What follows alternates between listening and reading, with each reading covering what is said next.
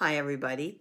It's Diane Brennan. Welcome to Dynamic Living with Diane.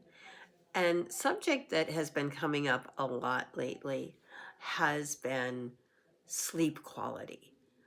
People saying that they are not getting deep enough sleep, they're not getting long enough sleep, they're waking up several times throughout the night.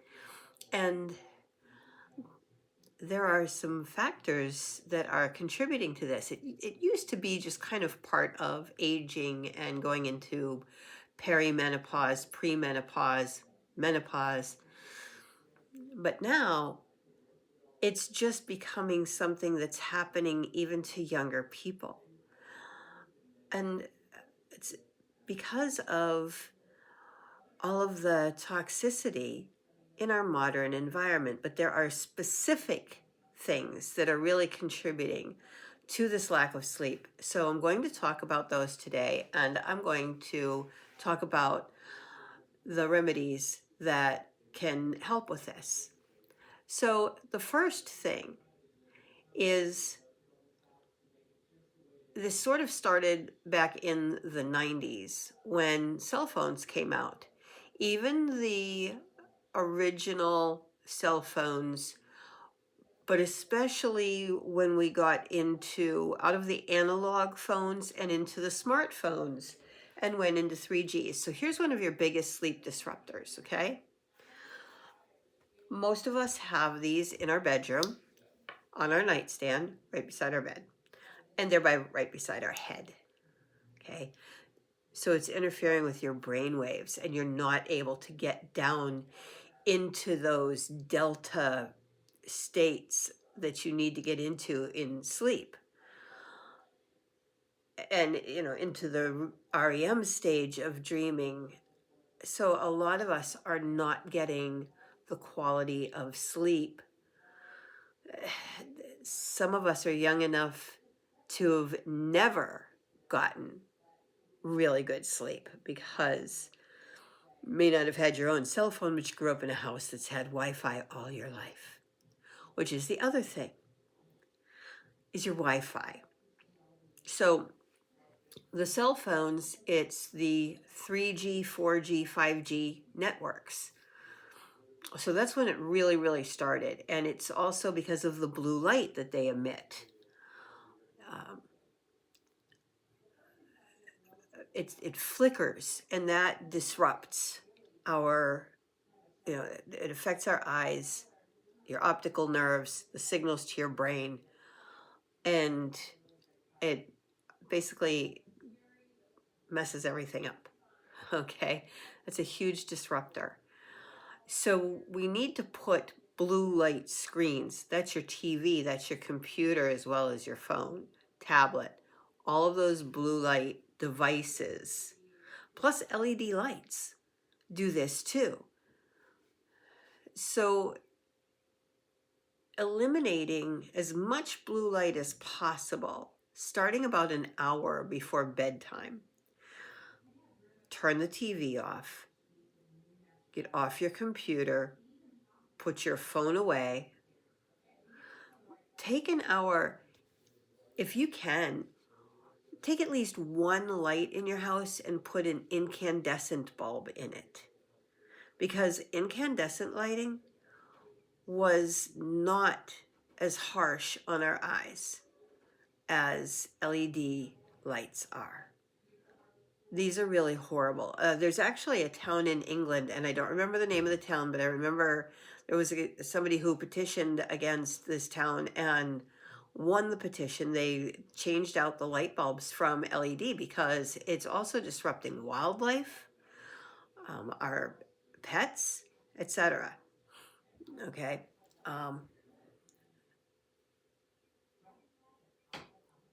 If you can, most of us can put that stuff away for an hour before we go to bed and do something relaxing. Read a book. Take that as an hour to meditate, stretch, do yoga, and wind your body down. Develop some kind of nighttime ritual that allows your body to shift its gears and wind down. for the evening in order to be able to get a better night's sleep. So the second thing I mentioned, Wi-Fi. It's highly recommended to unplug your Wi-Fi before you go to bed and then plug it in again in the morning. Because that Wi-Fi radiation, I mean, it radiates.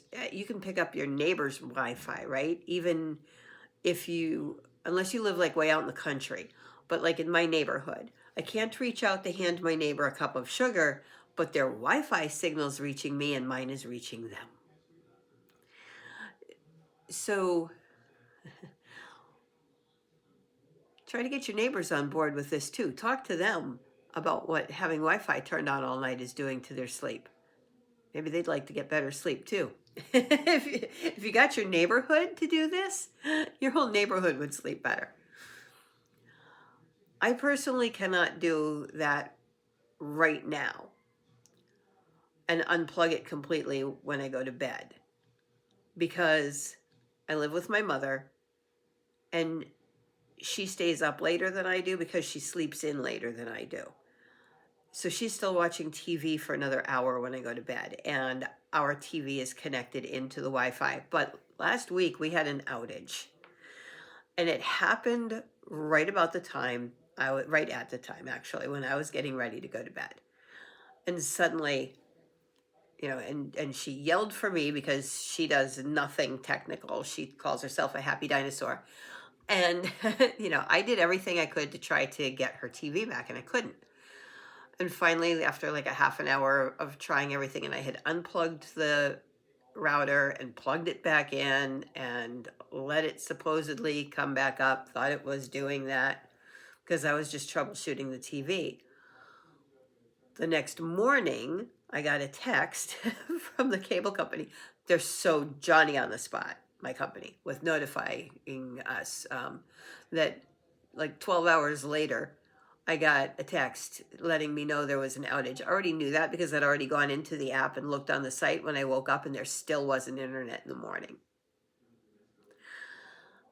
And that night, without the Wi-Fi, I slept longer and deeper than I've slept in a very long time. Now, somebody did recently suggest what she does, because she and her husband are in the same situation. She goes to bed earlier than him because she gets up earlier than him, and he likes to watch TV until he goes to bed. So she has her Wi-Fi on a timer. And I thought that was a brilliant suggestion. So I need to get a timer, and I'm going to do that. So there's the second cause and the second reason. The third is more complicated. The third reason is cortisol levels. We live, as I've been saying and I'll keep saying, in a very toxic world today compared to what I did. The world I grew up in as a child was getting there. We had a lot of the chemicals that you buy in the store today. Those went on the market somewhere in the 50s. So I grew up in a more toxic world than my parents grew up in, because they grew up in the 30s and 40s before these chemicals came on the market. And their parents lived in an even less toxic world, and so forth, right? It's less and less toxic going back generations. Today, our hormones are disrupted by the modern life, the stress we're under today. Our bodies are in constant fight or flight. So it's constant, there's a saber-toothed tiger bearing down on you inside our brains and bodies. We weren't meant for that. That's not what our systems were built to deal with. We were built for, there really is a saber-toothed tiger bearing down on you, or, a rock fall happening and you've got to clear the area fast, or some big storm with trees falling, etc. we were built to respond with these elevated levels of adrenaline and cortisol and all of these hormones in response to temporary, acute, high stress situations. And then life went back to normal, and we were all nice and zen again, and life was good until the next stressful event. But it was not constant like it is today. Your job is stressful. You get home and the kids are screaming and they're doing all this and they're. We do not live in the world anymore that our endocrine system was designed for. What can we do about that? Well, first off, as I mentioned, a lot of those things on the shelves, those are endocrine disruptors, okay? Stop buying them. I use simple solutions of vinegar, water, hydrogen peroxide, and baking soda. Things you can buy very inexpensively, often in really big containers for like a couple of bucks, that'll last you a very long time. So depending on what I'm cleaning is what I use to mix them up. And so I'm going to, do future videos where I'm going to go over some of those recipes. Maybe I'll even do videos where I show making them. We'll see. But I will at least talk in more detail about some of those and, what combinations I use for what. But they're non-toxic. They do not disrupt your hormones. They have multiple uses. You don't need all of the fancy, expensive chemicals that you've been told you need in the store. I watch commercials about, I'm not going to, again, I'll say it again, I'm not going to mention specific products and companies just because I'm not in the mood for anybody coming after me. But I watch commercials all the time where they show people spraying things. And if you watch TV in the United States, you know what I mean. And then breathing them in deeply. And all I can think is, oh my goodness, you have just sprayed poison and are breathing it in deeply because they've scented it to make you want to inhale it. And they show you doing that. You couldn't pay me enough to be in one of those commercials and inhale that stuff deeply into my nose and thereby up into my brain. No, it's poison. Bleach is poison. I don't use it. You'll notice I didn't mention it as one of those things that I use. Vinegar, water, hydrogen peroxide, baking soda. That's internally too. For like your teeth, hydrogen peroxide, baking soda. Okay. A couple of other little ingredients. Anyway. So I was buying my stuff from a particular company, and I thought, you know what, all I did was trade out where I was shopping for products, and I'm still buying products I don't need. So I've gone back to what my grandmother and great-grandmother would have used. Those 4 things.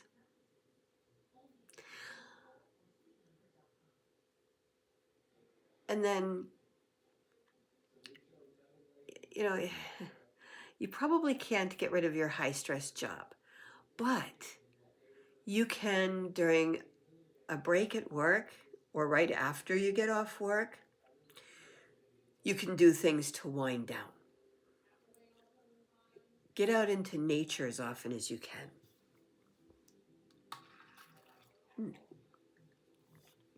Most cities have parks. I mean, I live outside the city of Pittsburgh, Pennsylvania, which is a rather large city and has several very lovely parks around it.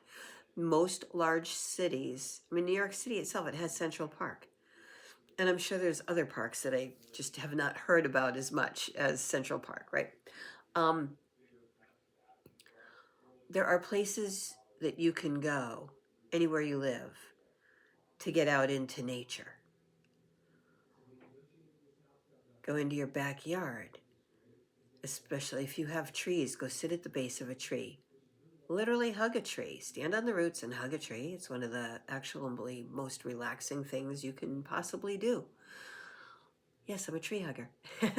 um, Walking in the forest bathing. It's a Japanese practice that's very popular today.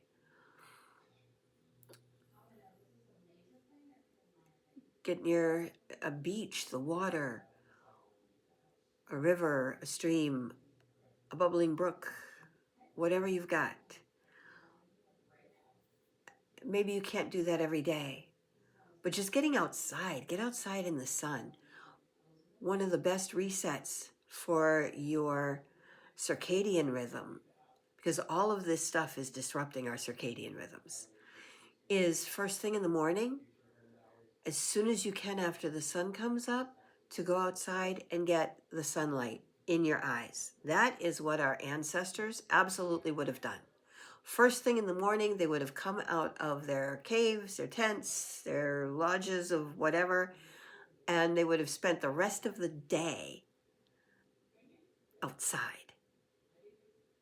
Most of it would have been outside. That is what built this body we still live in today, is living outdoors. We didn't live inside all of our lives like we do now, in artificial light or barely having sun come through UV coated windows, which doesn't let the good light in, keeps your furniture from fading and stuff. I get it. Regulates the temperature in your house better, but now we don't get that UV light that we need when we're inside. So those are the big three things that are disrupting your sleep. Your electronic devices. If you have a TV in your room, get rid of it.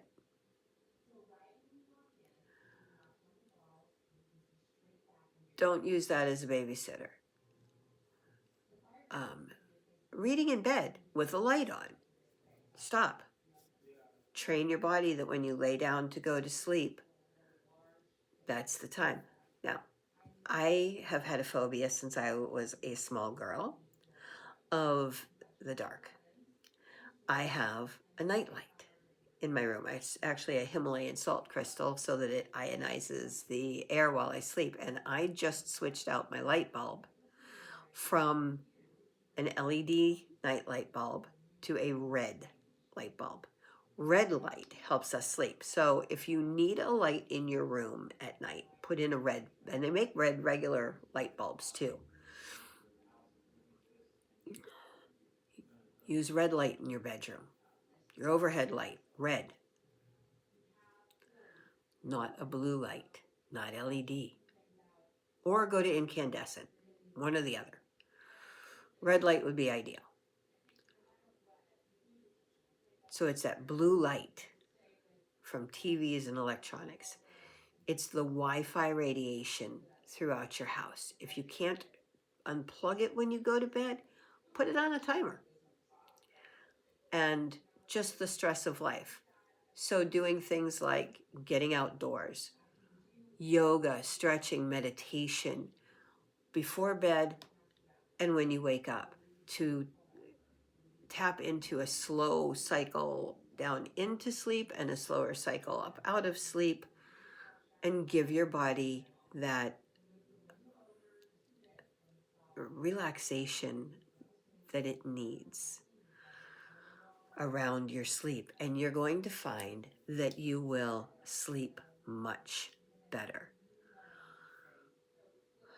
And taking things like melatonin, that helps some people, but it's again, you have more than melatonin as a part of your endocrine system. It is the fact that your entire endocrine system is out of whack, and taking care of one hormone alone will not take care of that. Now, I also have a tool in my toolbox that helps with balancing the endocrine system, and I will gladly share more about that with you. I can't do any videos about that because of, you know, legal, like what I'm allowed to say for the FDA compliance. But I can talk about more in private. So reach out to me if you want to know more about how to balance your endocrine system. I have a link below for a free discovery call. And if you have checked out my website in the past and either saw my old website or saw it while it was under construction, check it out again. My new website is up. So thank you very much. I hope you've enjoyed this video. Much love, many, many blessings, and peace out. See you in the next one.